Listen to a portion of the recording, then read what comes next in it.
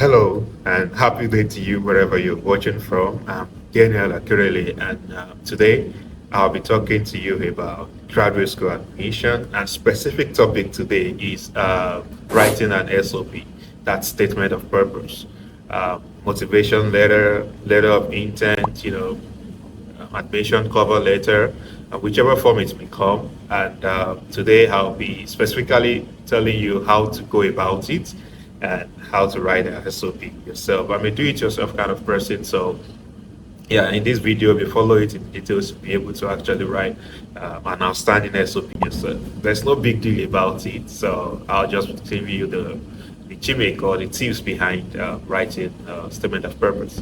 If you haven't watched my previous videos, in one video I talk about graduate school admission in general, what's it about, how to go about it, in other video I talk about, what it entails, generally the idea behind getting admission, so getting funding or getting scholarship, how it actually works.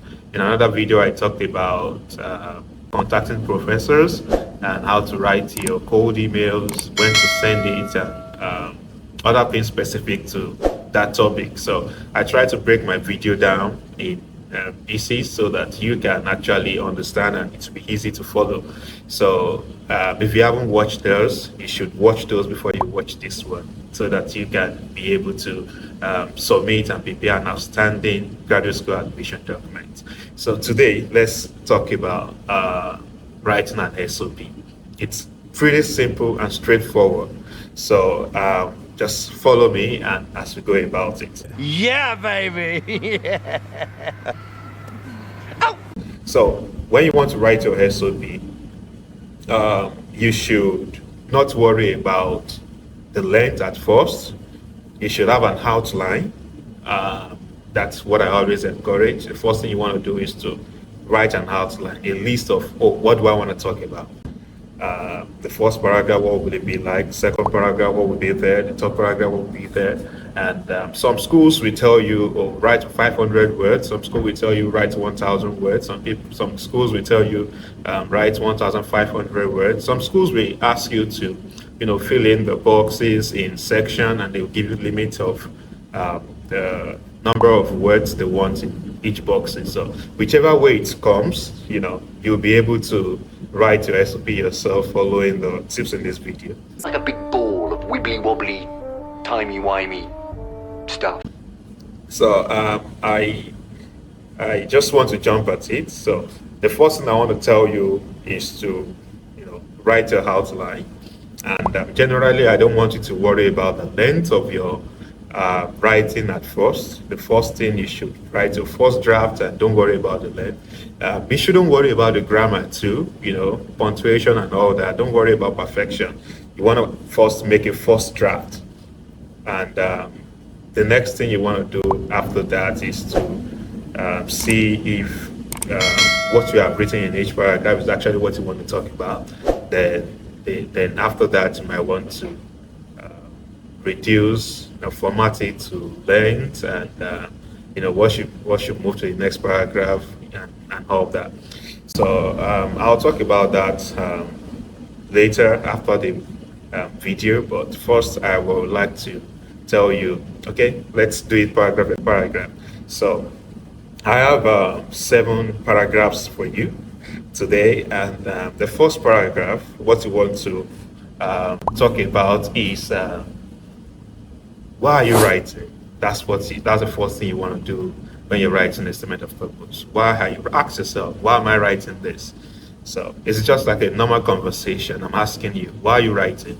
Oh, I'm writing this to apply to your program, a computer master's in computer science in the College of XYZ in this school.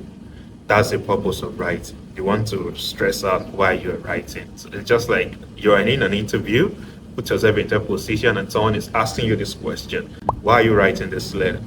Or why are you writing this statement of purpose? And you want to answer that. Do it.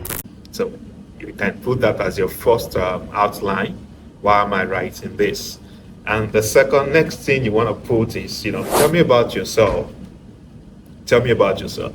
And when I ask you, tell me about yourself, you don't want to start babbling. You want to go straight to the point. So something specific, like you will want to put on your LinkedIn about me section. So that's what you want to write next. So I'm asking you now, tell me about yourself. You want to put that next point in your outline. And this is the first paragraph. We're still in the first paragraph. So tell me about yourself. So straight to the point.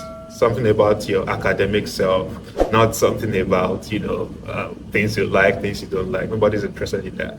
So you want to write something similar to what you will want to put on your LinkedIn about me section. So the third point you want to put is what are your research interests? So you want to put the next item in the first paragraph is what are your research interests? For example, you can say, I'm interested in adoption of virtual reality to optimize transportation management. That's just a general example. So you want to be specific about your research interest. It might be one, it might be two, it might be, generic. You want to, if you have strong background, you can be specific as much as possible. But sometimes it's okay to, be generic, not to be too streamlined so that you can give yourself options depending on your motive of applying for graduate school. So this should be the content of your first paragraph. So we have talked about why are you writing this, tell me about yourself, and what are your research interests. So that should be in your first paragraph. And the way you want to put it is me asking you a question like an interview, and you are responding to me. So just answer these questions. Don't worry about the grammar. Don't worry about the length. Just type something that makes sense. So having said that, let's jump to the second paragraph. What should be the second paragraph of your statement of purpose? And just assume I'm asking you, tell me about your academic background. So you want to tell me you have a bachelor's in XYZ, you have a CGPA of this, or you're ranked second out of X number of students, whatever it is, you can tell me about your academic background. You have to praise yourself. Nobody's going to praise you. You got to praise yourself. So appraise yourself, talk about things that are, your academic antecedent up to today. What have you achieved academically?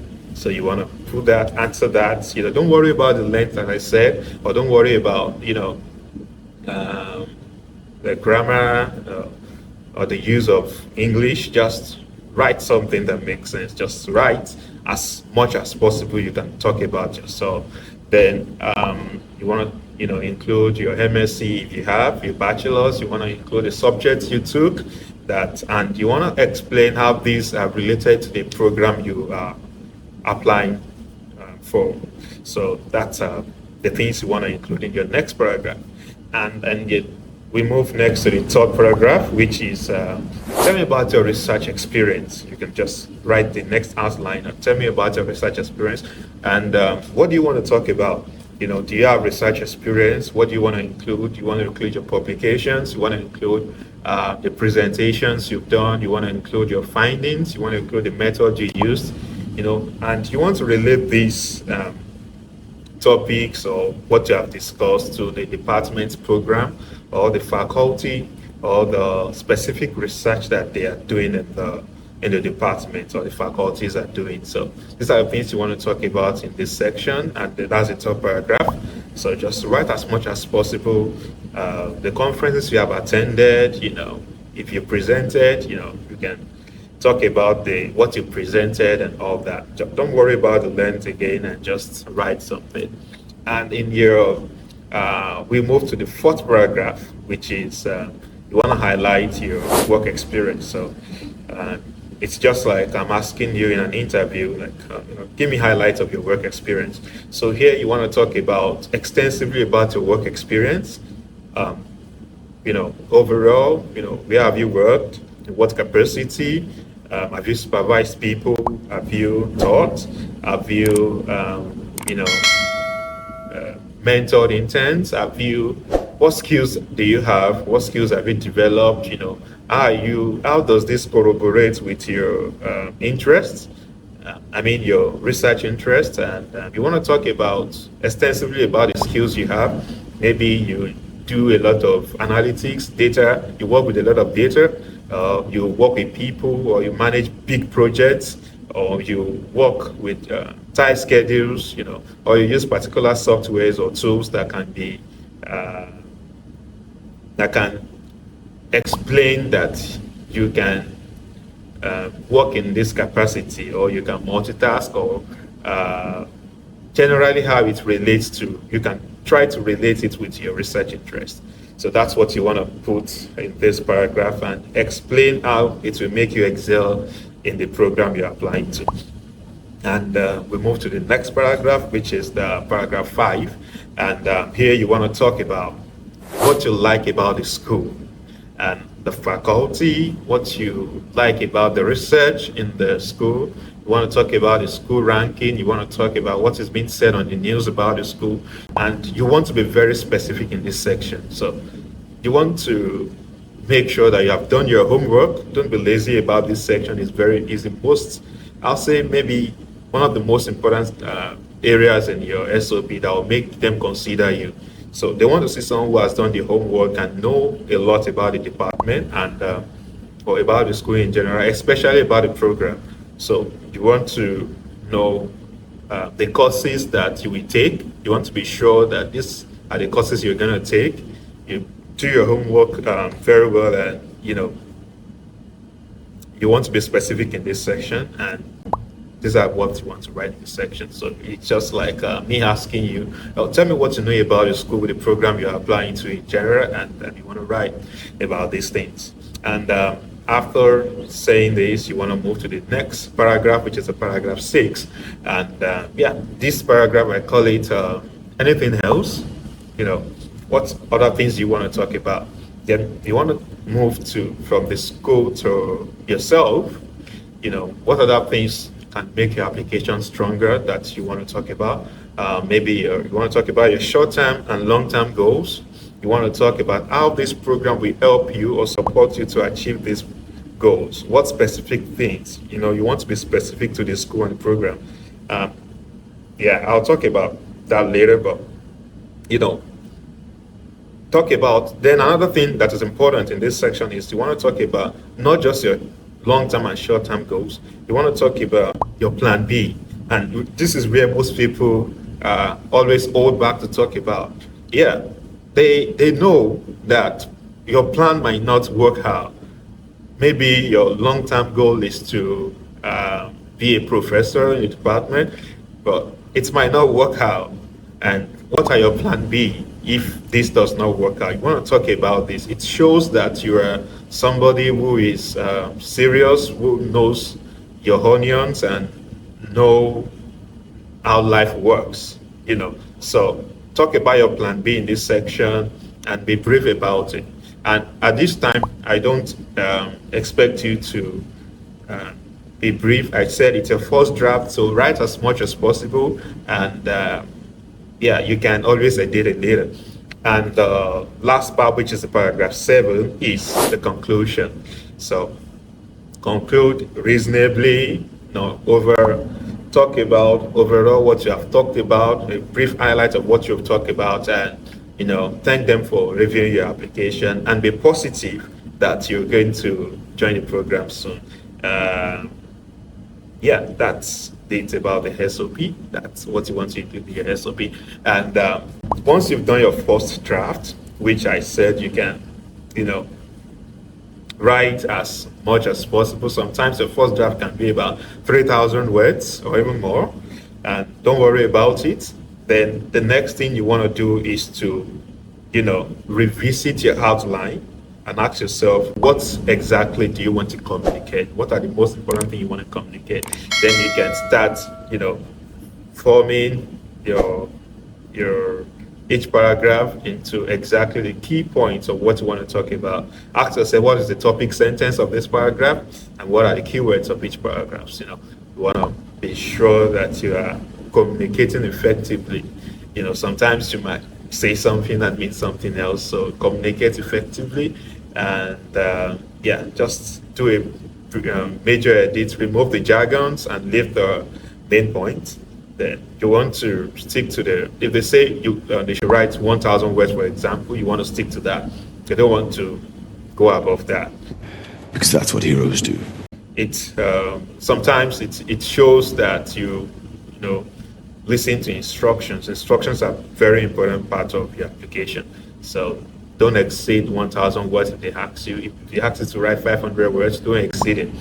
Then after doing all this, it makes sense. Now we have a lot of AI tools that you can use to improve your writing. So you can easily put your first draft into ChatGPT, for example, and give it some specific instruction like I'm writing SOP for this particular program, and this is my draft. Can you make it more cohesive and coherent, remove the jargon, and whatever prompts you feel you can use to improve your writing. I am your father. So it can do it, and you can ask it to correct the punctuations and all that. You want to read all over again, then give it to a third party to review for you, maybe your friends or your academic reference to a professor to read it for you and see how you can improve it. So I believe, with this you'll be able to write a good SOP.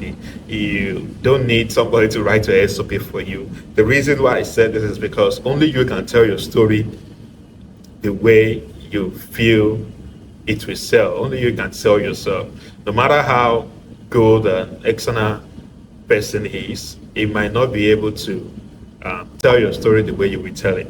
So writing your SOP yourself is very important, especially if you're going into academics. You should be able to write a simple SOP yourself. So it's the easiest thing to write.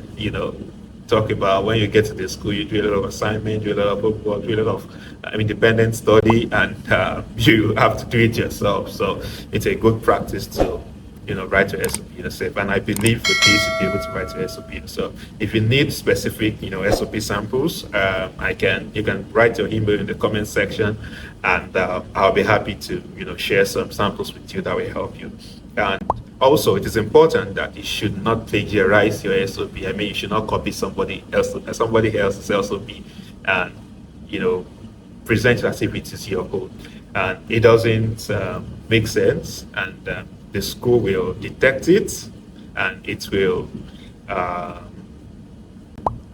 backfire, which is not good, and it might even affect the person you are copying to. So you don't want to do that, and avoid using AI to write your SOP. It will be detected. All right!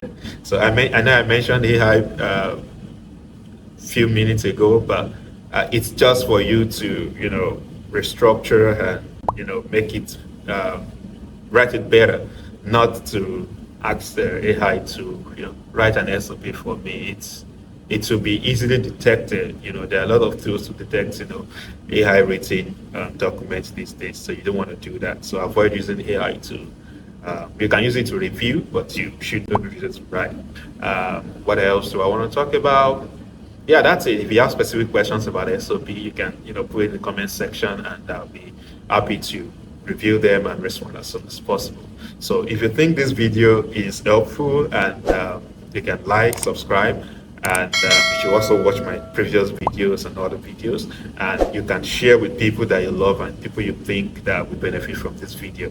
So thank you very much for listening, and I'll see you later to talk about other specific topics as related to credit score admission. So enjoy the rest of your day, and see you later. Bye.